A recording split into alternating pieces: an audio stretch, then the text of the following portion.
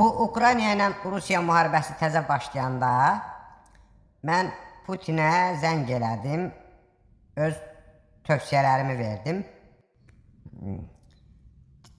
Dedim ki, Ukrayna elə bir geofiziki yerdə, geofiziki yox, geosiyasi yerdə yerləşir ki, düzəngahlıqdır. Burada da pualar elə bir ki, hücumlara imkan verməz.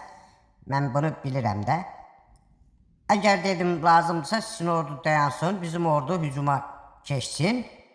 Ona izah etdim ki, bizim ordunun elə bir ki, pualardan qorunma təcrübəsi var. Bunu Qarabağda dedim ordumuz təcrübə eləyibdir. Yəni puadan qoruna bilirlər.